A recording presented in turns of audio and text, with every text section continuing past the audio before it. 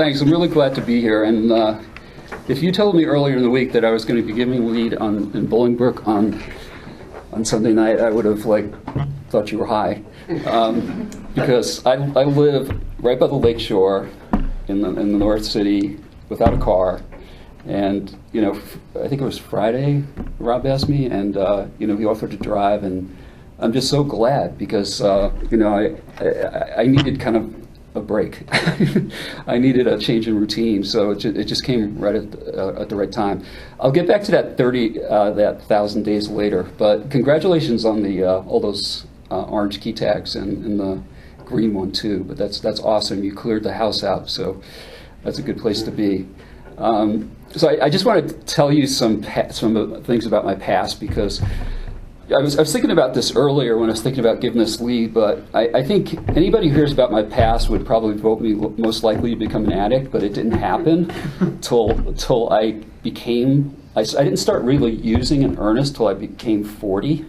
And I don't know what really held me off before then. So I'm going to try to get through my past and then touch on a few things that are really current today, and kind of the progression of my addiction and the progression of my recovery, which was very slow, like the progression of my addiction. So I grew up in New York. I was born in New York City, and my parents, when I was 1 year old, moved to a part of New York that was Queens, right at the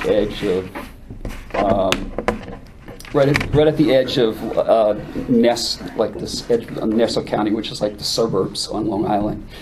And when I was little, this thing, the town really changed, and this happened during the 60s. So there was this thing that you probably heard this term before, but white flight. Like different types of people start moving in, and the scared white folks go running.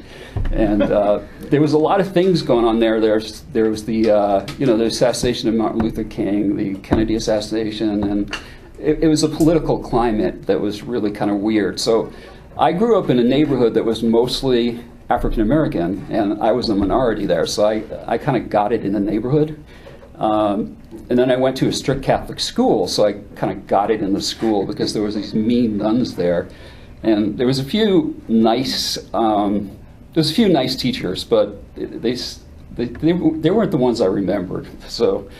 And in my house, my father was a rageaholic, so it was an abusive household, and he would stuff and then explode. And there was, I don't know, maybe as an adult, I became more aware of why certain things happened as a child, but I just remember my brother. I have an older brother who's 18 months older, and I just remember him standing there and me running all over the place and getting in trouble and just doing things and talking back, and I used to get the brunt of the punishment. So, and on top of that, I was a late bedwetter, and I got beat up a lot for that. And at the time, my parents were looking for a cause for it, and they brought me to a doctor. I had exploratory surgery, and when the surgery proved that there was nothing wrong, then that was more a reason that I was doing it on purpose, and I would get beat up more. So I didn't have a really pleasant childhood. And when I was in school, I was really shy. I went to a Catholic grade school, so I just remember a teacher one day, I think it was in 4th grade, keeping me after class saying, "What's wrong?" I must have been just chronically shy, and I look at my school photographs from that time, and they were really kind of sad looking. So, but it's weird when you're in that circumstances, because I didn't know anything else. I didn't know what it was like to be in other people's households. So it was just what I knew, so I didn't think it was anything strange. When that teacher asked me what was wrong, I was like, nothing, So I went through childhood with this, and I started getting a little bit more outgoing, breaking through my shyness in high school. I hung around. I never had a lot of friends, and the sport that I played in high school was track, so it was kind of a solo sport. It wasn't a team sport. It's kind of the theme of my life. I haven't traditionally been a team player, but I think my recovery has been going a lot better lately because I'm becoming a team player. So, I started getting friends in high school as I got involved in sports, and I kind of was starting to break out of my shell. And at the time, there was these subtle things that were going on with my mom, and she basically, to speed this up, but things were happening with her memory, and she would buy food and it would be rotting in the cabinet, and she would be, it was, later on it was like she would be telling people things and she would get lost. So it turned out she had early onset Alzheimer's, and she was, my parents had my brother and I when they're late in life. Like my mom was 40 when she had us, so she was, when this started, she was in her early 60s. So at the same time, she started to get this weakness in her wrist, and they thought it was carpal tunnel syndrome, but she had so much surgery, it didn't work out, so it turned out to be Lou Gehrig's disease. So that's much more serious than carpal tunnel. So basically with my mom, she deteriorated mentally and physically at the same time. When she, at the end of her life, which was, it accelerated pretty fast, but it was like maybe 3 years later when I was in, when I started college, this happened. She died in '85, and I graduated college in '84. So it's really hard to pin down when it started. It probably started in high school, but it's so subtle that I can't really pin it down. And so at the time she died, she weighed 85 pounds because of Lou Gehrig's disease. Lou Gehrig's disease is an atrophying disease. It kind of atrophies your muscles till it gets to your diaphragm, and then you can't breathe. And of course, Alzheimer's decimates the brain, so you just become forgetful. And so it was a very sad and slow, and just watching my mom fade away and just become weak and frail. And I think I was closest to my mom growing up because my father was abusive. So she died in '85, and it was a big adjustment. And at this time I was far from an addict. I was drinking sometimes when I went out with friends, and I would drink more like, if there was anything wrong with my drinking, it was just because I was kind of anxious and tense, and it was kind of like to calm my nerves in social situations when I was going out to, dating and meeting women and things like that. It would just be calming my nerves. So that's why I drank. I didn't drink to get drunk. I kind of didn't like drinking. I didn't like the way it made me feel. My mom died in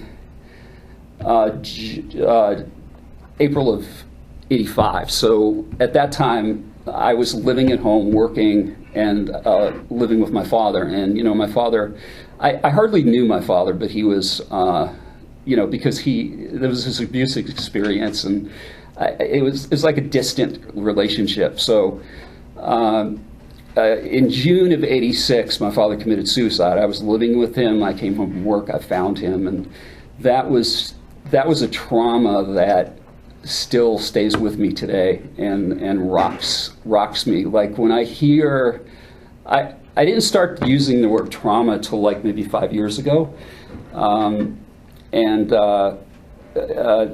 thing in my recovery is that I didn't have a successful recovery for the first 14 years. I was in and out, and I have, I wrote it down when we looked it up, but I have 2 years, 9 months, and 11 days right now. So my clean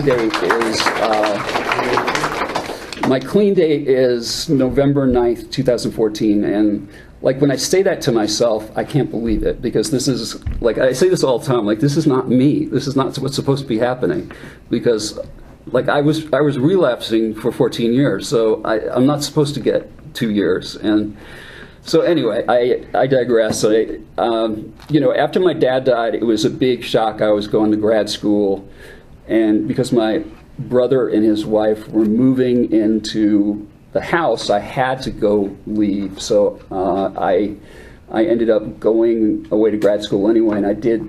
It was a quarter system, so I was there for the first quarter. I did well, and it was the first time really I was living away from home. So during that quarter, I was like getting to know people, but as the quarter went on, I got slower and slower and more sluggish, and it was harder to do things. But I was doing things, and I was getting good grades, and I was really kind of immersing myself in schoolwork, and probably to the detriment of the grief process I should have been going to and dealing with my trauma. So when I came home after the spring quarter to visit my brother, I went back, and then I realized I just couldn't do it. I rented an apartment. I was in the dorms the first quarter, and I was like, I can't do this. I just can't do it. I just didn't have it in me. And I just remember that as being the first time in my life I ever surrendered. Like I ever said I couldn't do something. I always think back to it in recovery, because I think that's a similar dynamic to what happened to me in my recovery, was what I was trying for in recovery. There was that, and so I came back home. I tried to, a year later, I ended up in the mental hospital because I was in a severe depression, and back then they didn't have the antidepressants they have today, but I ended up getting ECT treatments, which is shock therapy, which sounds pretty rough, but they do it in a way, and it was miraculous to me. It just like, in the few years after my ECT treatments and my hospital visit, I graduated grad school, I got married. It was just amazing, the change that went over me. But then eventually it came back, the depression. So I realized I had a problem with depression, like my father did. He committed suicide, and he had a problem with depression all his life, but he was never treated for it. That his generation did not. It was just like a generation that didn't admit and didn't speak about these mental health issues, and it was kind of an ethnic. Sometimes it's an ethnic thing too, but he was probably abused when he was a kid, and there was this. That side of the family is Polish Catholic, so it's like this kind of mentality there. It's steeped in shame, and it's which I've been dealing with in therapy recently. So. After grad school, I was married, and I was going to.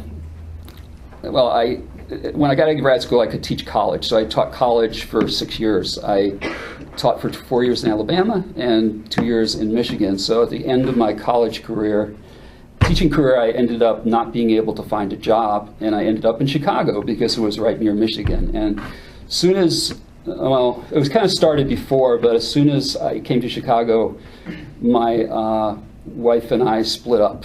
It was a year later, and I dove into my addiction then. I guess I didn't know it when I first started doing the drugs I was doing. I didn't know what they were. I just was hanging out with a group of guys that were doing everything, and I just said, yeah, I did that. I've done that before, and I just did lines of this stuff, and it turned out to be meth. And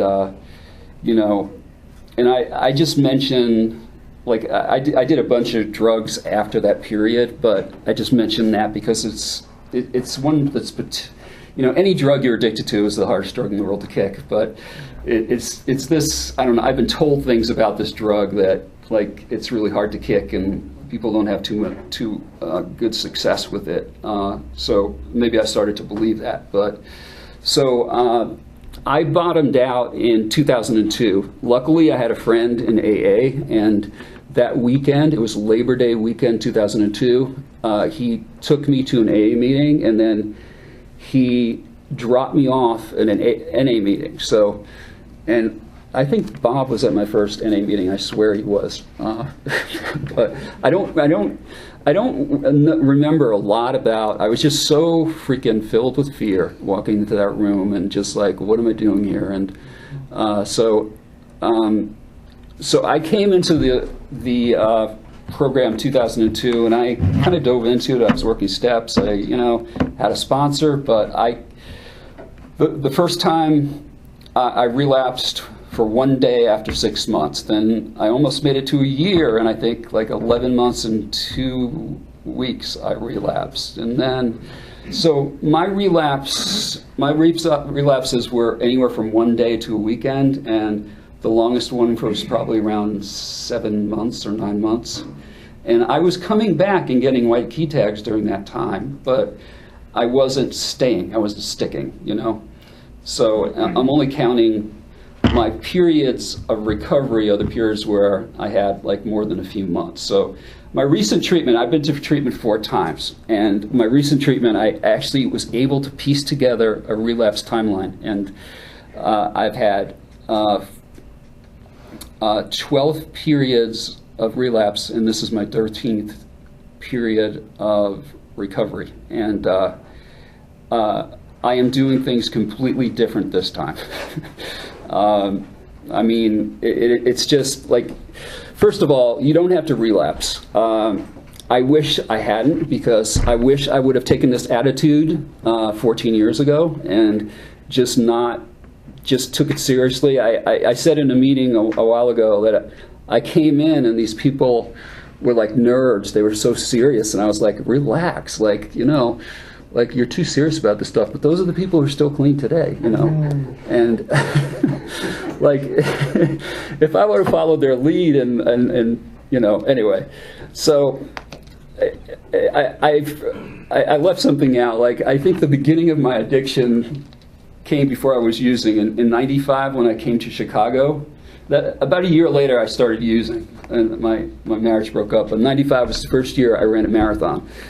Between 95 and 2006, I ran 20 marathons. And like, I've been diagnosed with bipolar and ADHD, so maybe it was the bipolar, like the manic, and maybe it was ADHD, hyperactivity, I don't know. But all I know is that I was an endorphin addict too. Like, and this was like after 2002, and during my relapses, and like, I would go through this cycle where I would run a marathon, and then I would stay clean training for it, but then I run the marathon, and my this goal I had was gone. So I would be depressed afterwards, and I would go on binges. So that was my cycle. That was my particular cycle. So I just want to my former sponsor, who's here, made a suggestion to go to a recovery house, and I was mentioning this today at a meeting. Like, I was full of rationalization, justifications, and it was like, I don't want to sleep in a bunk bed. Like, I'm a grown man. And just 5 weeks ago, I slept in a bunk bed for a week and a half at a Buddhist retreat I went to. So, but there was all these things to not do what I needed to do, and they started to fall away because I got more desperate and I got in more pain. So I went to a recovery house. I went to a 2-month treatment, and something just clicked. I don't know what it is. I don't know. It wasn't a day thing. It was. I tried a geographic cure maybe for like a little bit over a year, going to the other program, and the problem is I brought myself. And I thought they could do magic cures on me, but I don't know. So I just want to talk about some things that occur now. Like, my process, I think the first 3 years my body was here. The second 3 years my mind was here, and then my heart finally arose after the third 3 years. Like, the recovery has to involve heart, and my heart wasn't into this for 10 years, and recovery is a heart thing, and my mind was here definitely. I would intellectualize and read books, and I was going to cure this thing, and that's where the dilemma came in, because I had issues of trauma, I had issues of mental health issues, and people would say, I would come back from a relapse, and people would say, you use because you're an addict, and that was true, but I knew there was other things that were influencing it, and and then I had other people saying, like in the treatment field, saying, well, you have to resolve these issues and then you could stay clean. So I didn't know who to believe. I didn't know whether I was, but the thing is I had to stay clean for a good 6 months, 8 months, a year, and then work on my issues, and then I would be making progress, and that's what happened this last time. You see, a lot of other times I would work on my issues before I had enough clean time, or I would have clean time and then I wouldn't work on my issues because I would think the solution was just getting clean time. But there was issues to be worked on after I had clean time. So it wasn't just the recovery for me, it was dealing with the trauma, it was dealing with the abuse, my father's suicide, and it was dealing with the mental health issues, which took a long time. You have to trust somebody. It's like trusting a sponsor. You have to trust a doctor, follow the advice. There's something that happened the last year with me that I just was thinking about this in a meeting I was at this morning. Like, there's this energy, this power, this kind of in this room, like in every room and in recovery. And like, I've hooked into it big time this past year. And like, I didn't see it. I wasn't tapped into it earlier. And like, I feel it now because I wasn't open to being, it's like those people that see ghosts, but nobody else see ghosts. You have to be on a certain wavelength to like get to this energy, to get to this, like, kind of like this power, this force of recovery in the rooms. And it had a lot to do with getting out of my own way and getting humble. And, in recovery, connection is really important. And, in recovery, it's connection to a sponsor, it's connection with fellowship, it's connection to people at a meeting, and it's connection to sponsee brothers and sisters. And that's what I didn't do. Like, I thought I could do this on my own. I, take the book home, study it, and it didn't work. And, like, in the past year, I noticed that people who never knew my name before are knowing my name, and because I'm showing up at places I never showed up before, and it's making a difference in my recovery. And it may seem cocky, but I'll explain this to you. Like, I don't see myself relapsing again, and that's not because, it's because I don't see myself not doing what it's going to take to keep myself clean, ever stop doing that.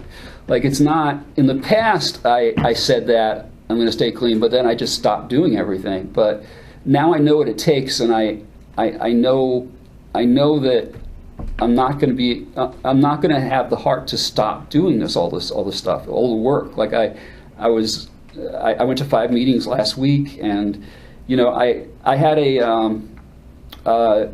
in 2015, I lost a job I was at for 16 years, and it was a big thing for me. Like, it was a big change for me, and I thought I would stay in that job, and it really tested my recovery, and it really tested a lot of things in my life. And I was at a meeting a few weeks when I was going through that process, and this woman said, as long as you keep your recovery first, everything else will stay okay. And I really followed that, and for the first time in my life, I followed that, and everything's okay right now. And I stayed with it. I kept faith. And a little bit later, this person with a few weeks was in a meeting, and they said, you can't coast in recovery because it's an uphill thing. As soon as you start coasting, you start going down. And that metaphor is always in my mind now. Like, if I'm not doing enough for my recovery, I'm going to start going down. And that's a strong thing in my mind, because if I can't make it to a meeting, I'm going to make phone calls, and I make I do service work. I've been a GSR for a year now, and I was a treasurer before that. And service work is important. They talk about the three or four S's: service work, sponsorship. I was a sponsor for a while. My sponsee disappeared. He's back, but I don't know what I don't know what the status of that is now. But we'll see. And I just want to. Back to the 1,000 days. So I installed this app on my phone, and I open it up, and it says, you have 990 days clean. And I'm like, wow, tomorrow I have 1,000 days. So, you know, I posted it on the Facebook group, and it was really cool because, like, I never thought that would happen. So 1,000 days is around 2 years, 9 months. So like 5 days after that, I had 2 years, 9 months. And that was really cool because now I'm closer to 3 years, and I never thought I'd get 3 years. Like it's like I said before, I feel like I'm living a dream.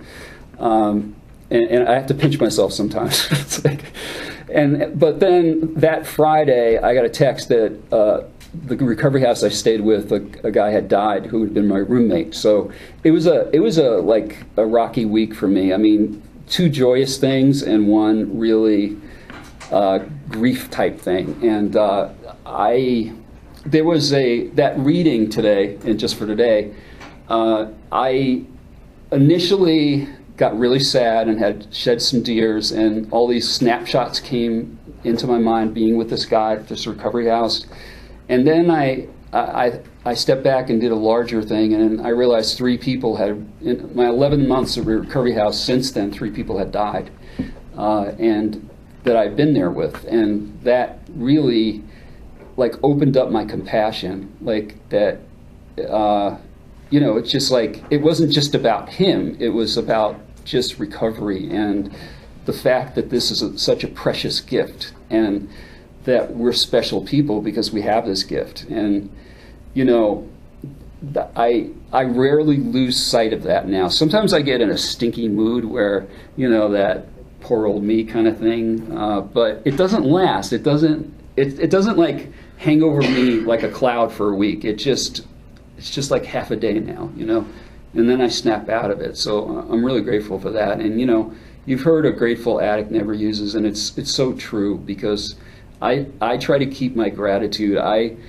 volunteer at a food pantry in Edgewater, and the people who come in there are really hurting, and it really reminds me of everything I have, even though I've got some freelance work now, but no full-time job with benefits. But it's still, like, I'm rarely in that poor me mode, because I'm still filled with gratitude when I see these people and see these people in the city without jobs and stuff.